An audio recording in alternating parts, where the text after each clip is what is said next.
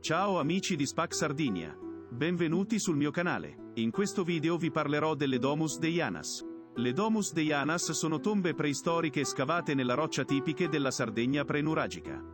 Si trovano sia isolate, che in grandi raggruppamenti formati anche da più di 40 tombe.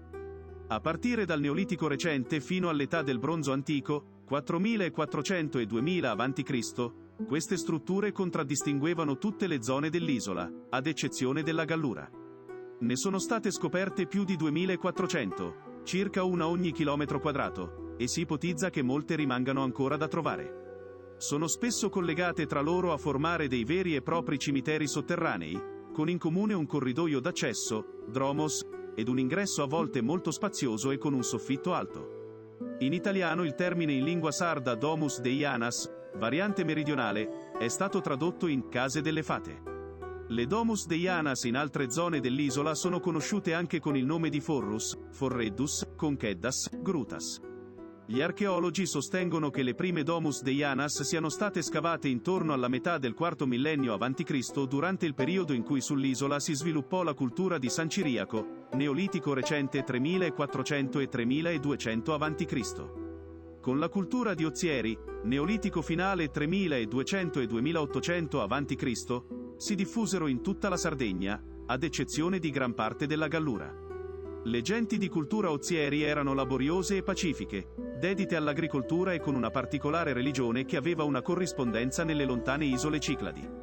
Adoravano il sole e il toro, simboli della forza maschile, la luna e la madre mediterranea, simboli della fertilità femminile. Statuine stilizzate della Dea Madre sono state ritrovate in queste sepolture e nei luoghi di culto. Le grotticelle sono state edificate su costoni in cui affiorava la roccia viva, una vicino all'altra così da formare nel tempo delle vere e proprie necropoli. Anche se presenti in altri siti mediterranei, sull'isola acquistano un carattere di unicità e straordinarietà per l'accurata lavorazione, per i caratteristici aspetti architettonici e le ricche decorazioni che richiamano quelle che furono le case dei vivi, ma su scala ridotta, si pensa, più o meno alla metà, dando una precisa idea di come in realtà fossero costruite le case dei Paleosardi 5000 anni fa. Si possono perciò trovare grotticelle a forma di capanna rotonda con il tetto a forma di cono, ma anche con spazi rettangolari e a tetto spiovente, provviste di porte e di finestre. Le pareti poi venivano spesso ornate con simboli magici in rilievo, rappresentanti corna taurine stilizzate, spirali ed altri disegni geometrici. Piuttosto numerose sono infatti le rappresentazioni naturalistiche o schematiche della testa taurina, o delle sole corna, che testimoniano il culto di una divinità principio di rigenerazione per i defunti in quanto simbolo della vita e della potenza fecondatrice.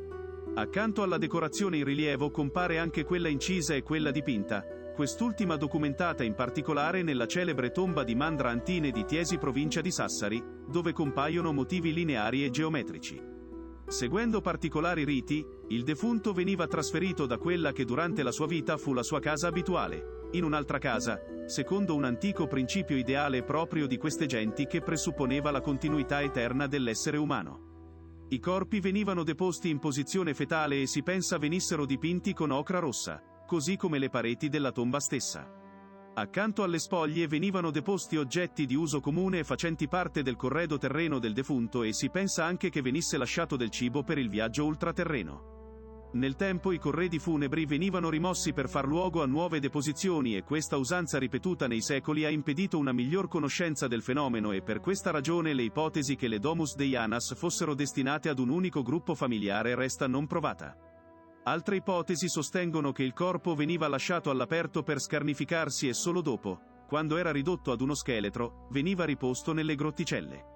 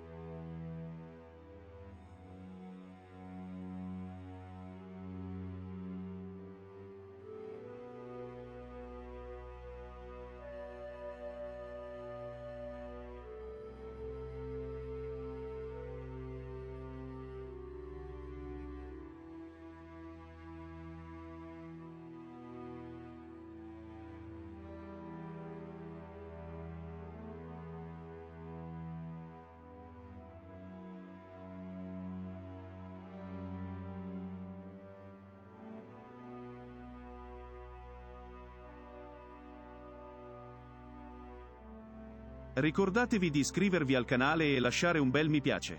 Grazie da SPAC Sardinia Paranormal Archaeology Channel.